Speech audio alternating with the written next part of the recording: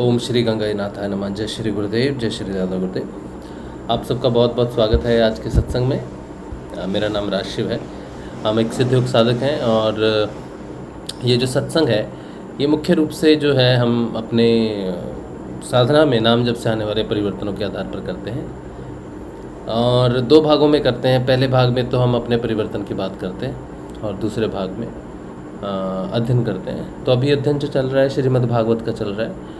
आज के सत्संग में हम सिर्फ अध्ययन करेंगे क्योंकि यहाँ पर नवरात्रे दुर्गा पूजा का जो माहौल है कलकत्ता में, उसके लिए हमें थोड़ा सा बाहर जाना पड़ेगा।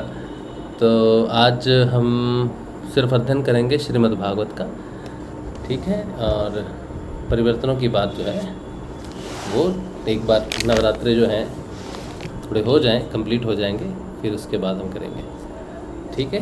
वो भी इसलिए क्योंकि ग्रस्त जीवन में रह के थोड़ी व्यस्तता बनी रहती है।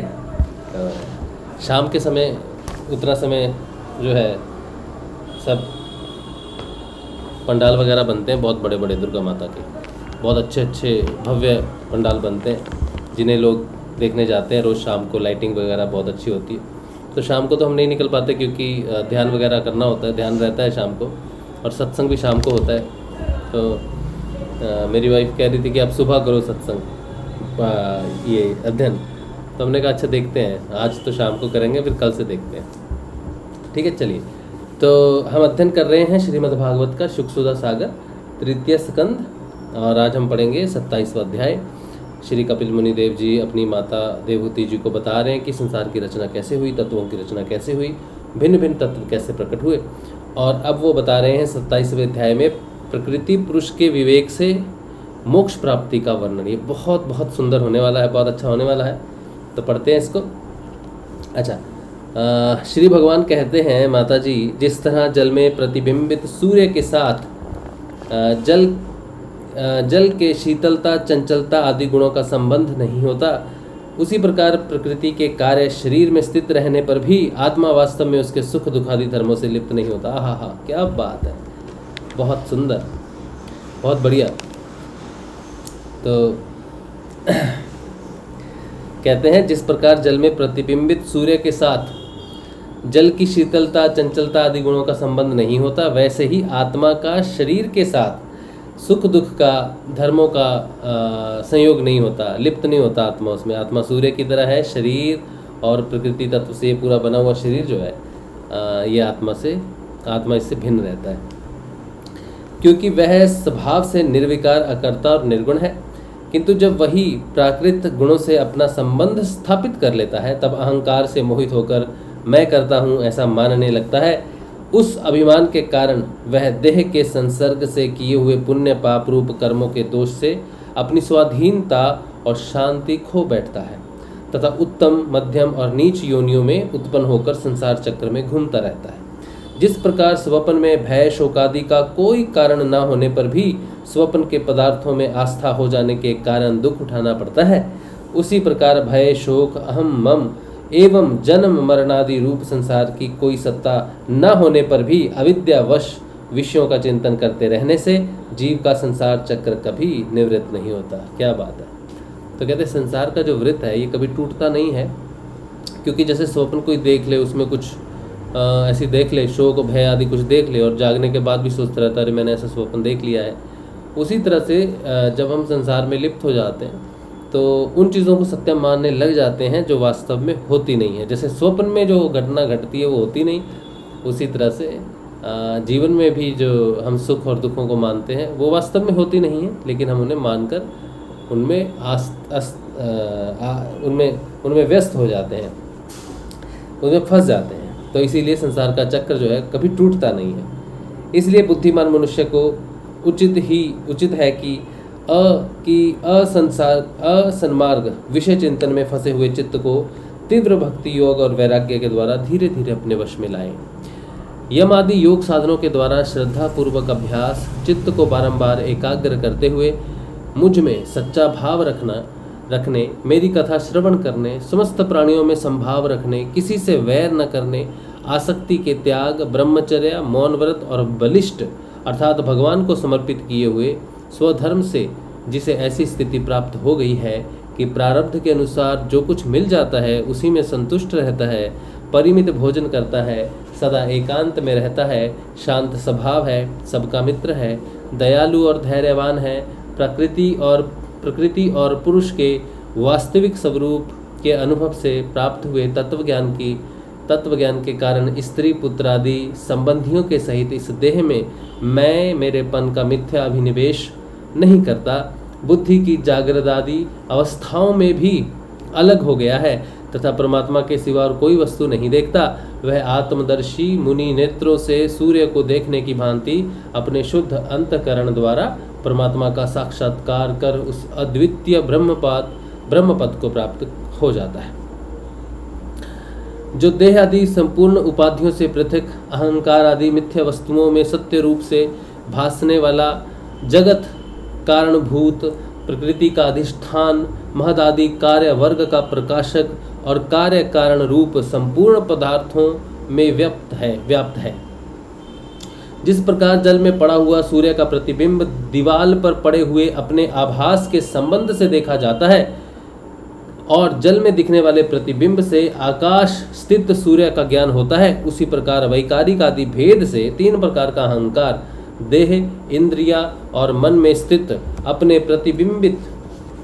प्रतिबिंबों से लक्षित होता है और फिर सत्य परमात्मा के प्रतिबिंब युक्त उस अहंकार के द्वारा सत्य ज्ञान स्वरूप परमात्मा का दर्शन होता है। जो सुषुप्ति के समय निद्रा से शब्द आदि भूत सूक्ष्म इंद्रिया और मन बुद्धि आदि के अव्याकृत में लीन हो जाने पर स्वयं जागता रहता है और सर्वथा अहंकार शून्य है, जागृत अवस्था में वह आत्मा भूत सूक्ष्म आदि दृश्य वर्ग के दृष्ट रूप में स्पष्टतया अनुभव में आता है। किंतु सुषुप्ति के समय अपने उपाधिभूत अहंकार का नाश होने से वह क्रमवश अपने को ही नष्ट हुआ मान लेता है और जिस प्रकार धन का नाश हो जाने पर मनुष्य अपने को भी नष्ट हुआ मानकर अत्यंत व्याकुल हो जाता है, उसी प्रकार वह भी अत्यंत विवश होकर नष्टवत हो जाता है। माताजी, इन सब बातों का मनन करके विवेकी पुरुष अपने आत्मा का अनुभव कर लेता है जो अहंकार के सहित संपूर्ण तत्वों का अधिष्ठान और प्रकाशक है। देखो, ये जो भगवान सब बोल रहे हैं ना, ये सब जो अनुभव है ना, ये सब अनुभव किसी व्यक्ति को तभी हो सकते हैं जब वो जीवन को बहुत पास से देखता है।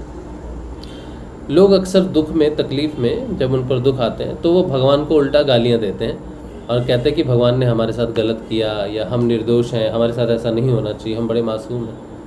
वो ऐसा समय होता है जब भगवान आपको दुखों से ये दिखाते हैं कि सब कुछ नश्वर है, आज नहीं तो कल नष्ट होना है, जिसमें हम आसक्त हो जाते हैं। सुखों में हम आसक्त हो जाते हैं, धन में हम आसक्त हो जाते हैं, अपने परिवार में या फिर अपनी संस्कृति में आसक्त हो जाते हैं। तो भगवान कई बार उन आसक्तियों को तोड़ते हैं, कर्म ही उनको तोड़ते हैं कि तुम्हें समझ में आया कि ये शाश्वत नहीं है, इसमें आसक्त नहीं होना है, तुम्हारे जीवन का लक्ष्य क्या है।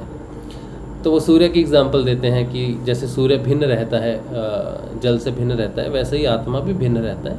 और इस तरह से अपने आप को जीवन में कभी ऐसा समय आए जिसमें तुम्हारी कुछ हानि हो जाए, तुम्हारे संबंधों की कुछ हानि हो जाए, तुम्हारे धन की कुछ हानि हो जाए, तो तुम खुद की हानि उसे मत समझना, तुम अपने आप को आत्म रूप में जानना और ये जानना कि चित्त जो है वो अहम के कारण, अहंकार के कारण जो है वो वैकारिक हो गया है और अपने आप को माया के साथ नष्ट हुआ जानता है। लेकिन तुम नष्ट नहीं हो सकते हो।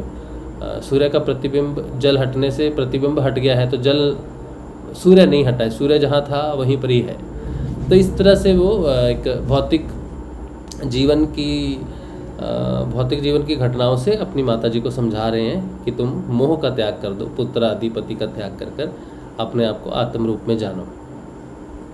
तो कहते हैं माता जी, इन सब बातों का मनन करके विवेकी पुरुष अपने आत्मा का अनुभव कर लेता है जो अहंकार के सहित संपूर्ण तत्वों का अधिष्ठान और प्रकाशक है। देवहूति ने पूछा, प्रभु, पुरुष और प्रकृति दोनों ही नित्य और एक दूसरे के आश्रय से रहने वाले हैं, इसलिए प्रकृति तो पुरुष को कभी छोड़ ही नहीं सकती। ब्राह्मण, जिस प्रकार गंध और पृथ्वी तथा रस और जल की पृथक पृथक स्थिति नहीं हो सकती, उसी प्रकार पुरुष और प्रकृति भी एक दूसरे को छोड़कर नहीं रह सकते। अतः जिनके आश्रय से अकर्ता पुरुष को यह कर्म बंधन प्राप्त हुआ है, उन प्रकृति के गुणों के रहते हुए उसे कैवल्य पद कैसे प्राप्त होगा? क्या बात है।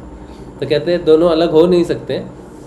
तो अलग होने के बाद भी जब प्रकृति रहती है जो उसको बंधन में आसक्त करती है, उसके अलग होने से अलग कैसे हो सकती है? वो अगर अलग हो भी गया है, भाव हो भी रहा है अलग होने का, लेकिन प्रकृति तो है, तो वो कैसे मुक्त होगा उससे, कैसे निवृत्त होगा उससे, कैवल्य पद कैसे प्राप्त होगा उसको, जबकि वो जिसके आश्रय में सब कुछ जान रहा है, समझ रहा है, वो है, भिन्न हुई है लेकिन है। यदि तत्वों का विचार करने से कभी यह संसार बंधन का तीव्र भय निवृत्त हो भी जाए, तो भी उसके निमित्त भूत प्रकृत गुणों का अभाव न होने से वह भय फिर उपस्थित हो सकता है। तो उनका कहने का मतलब है प्रकृति अलग हुई है, नष्ट तो नहीं हुई है, तो फिर से तो वो तो एक दूसरे पर आश्रित है, फिर से तो उनका योग हो सकता है, फिर से तो वो एक दूसरे में लय हो सकते हैं, फिर से तो पुरुष अपने आप को कर्ता भाव में गुणों के कारण फिर से तो फंस सकता है। तो श्री भगवान ने कहा, माता जी, जिस प्रकार अग्नि का उत्पत्ति स्थान अरणि अपने से ही उत्पन्न अग्नि से जलकर भस्म हो जाती है, उसी प्रकार निष्काम भाव से किए हुए स्वधर्म पालन द्वारा अंतकरण शुद्ध होने से बहुत समय तक भगवत कथा श्रवण द्वारा पुष्ट हुई मेरी तीव्र भक्ति से, तत्व साक्षात्कार कराने वाले ज्ञान से, प्रबल वैराग्य से, व्रत नियम आदि के सहित किए हुए ध्यान अभ्यास से और चित्त की प्रगाढ़ एकाग्रता से पुरुष की प्रकृति यानी कि अविद्या दिन रात क्षीण होती हुई धीरे धीरे लीन हो जाती है। फिर नित्य प्रति दोष दिखने से भोग कर त्यागी हुई वह प्रकृति अपने स्वरूप में स्थित और स्वतंत्र हुए उस पुरुष का कुछ भी नहीं बिगाड़ सकती। कहने का मतलब है कि जब आपने पेट भर के पूरा खाना खा लिया है, पेट पूरा भरा हुआ है, तब भोजन कैसा भी आपके सामने रखा हो आप उसे नहीं लेंगे। तो जब आपने पूरे वैराग्य से, ज्ञान से, भक्ति से, भजन से, ध्यान से उस अविद्या रूपी प्रकृति का अनित्य होना जान लिया है, तब आप फिर से उसमें नहीं फंसोगे, आप स्वतंत्र हो जाओगे। आपने साक्षात्कार कर लिया है उस चीज़ का। जैसे सोए हुए पुरुष को स्वप्न में कितने ही अनर्थों का अनुभव करना पड़ता है, किंतु जग जाने पर उसे उन स्वप्नों के अनुभवों से किसी प्रकार का मोह नहीं होता, उसी प्रकार जिसे तत्व ज्ञान हो गया है और जो निरंतर मुझ में ही मन लगाए रहता है, उस आत्मा राम मुनि का प्रकृति कुछ भी नहीं बिगाड़ सकती। जब मनुष्य अनेकों जन्मों में बहुत समय तक इस प्रकार आत्मचिंतन में ही निमग्न रहता है, तब उसे ब्रह्मलोक पर्यंत सभी प्रकार के भोगों से वैराग्य हो जाता है। मेरा वह धैर्यवान भक्त मेरी ही महती कृपा से तत्व ज्ञान प्राप्त करके आत्म अनुभव के द्वारा सारे संशयों से मुक्त हो जाता है और फिर लिंग देह का नाश होने पर एकमात्र मेरे ही आश्रित अपने स्वरूप भूत कैवल्य संज्ञक मंगलमय पद को सहज में ही प्राप्त कर लेता है, जहाँ पहुँचने पर योगी फिर लौट कर नहीं आता। माताजी, यदि योगी का चित्त योग साधना से बढ़ी हुई माया मई अणिमादि सिद्धियों में, जिनकी प्राप्ति का योग के सिवा दूसरा कोई साधन नहीं है, नहीं फंसता, तो उसे परम पद प्राप्त होता है, जहाँ मृत्यु की कुछ भी दाल नहीं गलती। तो कहते हैं योग से आपको सिद्धियां प्राप्त होंगी, शक्तियां प्राप्त होंगी, अगर तुम उसमें नहीं फंसते, साधारण सरल रहते हो और भगवान की तरफ बढ़ते रहते हो, तब जो है आपको भगवान की परम पद की प्राप्ति होती है। अष्टांग योग में कैवल्य पाद जो है अंतिम पाद है, उसमें ऋषि कहते हैं कि जो सबीज समाधि है, उसके बाद निर्बीज समाधि है। निर्बीज समाधि में भी साधक को एक ऐसी सिद्धि की प्राप्ति होती है जो बड़ी ज़बरदस्त है। उसे कहा गया है विवेक, उसे कहा गया है विवेक ख्याति, विवेक ज्ञान, बुद्धि की परम अवस्था है वो, और उससे सब कुछ जाना हुआ है संसार में, सब कुछ जान सकता है, सब कुछ कर सकता है, पूर्ण क्षमता है उसकी, समर्थ है वो पूर्ण, लेकिन वो अपनी पूर्ण सामर्थ्य को भी त्याग देता है। जब साधक अपनी पूर्ण सामर्थ्य को भी त्याग देता है और शरीर छोड़ देता है, सिर्फ ज्ञान दे के आगे बढ़ जाता है, एकमात्र वही है जो एक समाधि है, उस समाधि को बोलते हैं क्या बोलते हैं, मेघ कुछ है, अभी मुझे याद नहीं आ रहा, मेघ के नाम से है, वो समाधि प्राप्त होती है उन्हें।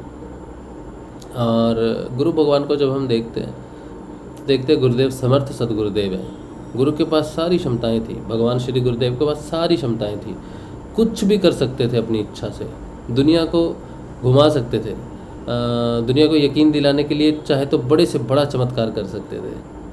एक क्षण का काम था उनके लिए, सारी समर्थ्या थी, लेकिन उन्होंने अपनी सारी समर्थ्या सिर्फ एकमात्र हमें जगाने में लगाई। एकमात्र एक ही चमत्कार किया गुरुजी ने, और वो ये किया कि जो गुरुजी का परिवर्तन है, जो गुरुजी की शक्ति है, जो गुरुजी का सामर्थ्य है, उससे उन्होंने अपने शिष्य को वो मंत्र दिया जिस मंत्र से वो शिष्य जागेगा। उसका जागना ही सबसे बड़ा चमत्कार है। संसार का सबसे बड़ा चमत्कार है शिष्य का जाग जाना, लेकिन ये संसार तब समझेगा जब समझेगा, तब समझेगा, पता नहीं कब समझेगा, लेकिन इससे बड़ा चमत्कार कुछ भी नहीं है।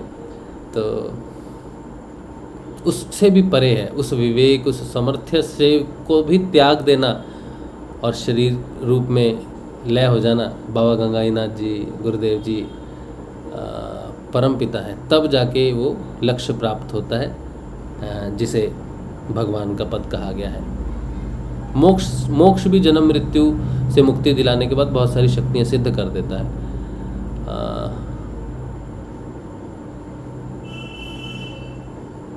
लेकिन सब चीज़ों का त्याग करके चले जाते हैं और देके जाते हैं सिर्फ अपना परिवर्तन, और कुछ भी चमत्कार नहीं करते। लोग उन्हें जानते भी नहीं, क्योंकि लोग सिर्फ उन्हें ही जानते हैं जो चमत्कार करते हैं।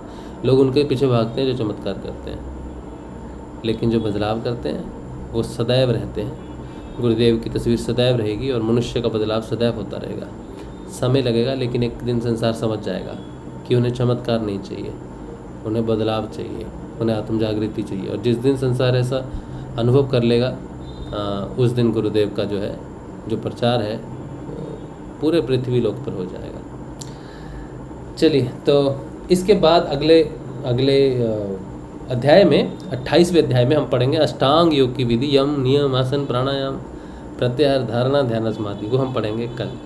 आज हमें थोड़ा सा काम है, हम थोड़े से व्यस्त हैं आज, तो क्योंकि सत्संग करना है, सत्संग छोड़ नहीं सकते, बिना सत्संग के रह नहीं सकते, तो इसीलिए थोड़ा एक अध्याय तो पढ़ना ज़रूरी था, तो हमने पढ़ा। अब हम बाकी कल पढ़ेंगे। कल भी हम सिर्फ एक ही अध्याय पढ़ेंगे, और कल देखते हैं कैसे सुबह करेंगे या ना। शाम को ही तो सत्संग अच्छा लगता है ना, तो शाम को फिर हम जल्दी कर लेंगे सत्संग। हो सकता है कि हम कल सत्संग ध्यान से पहले कर लें, 5 बजे कर लें, ठीक है। 5 बजे से 6 बजे तक का सत्संग करेंगे, फिर हम 6:15 तक का, फिर 6:15 बजे हम लोग ध्यान करेंगे और फिर छुट्टी, ठीक है।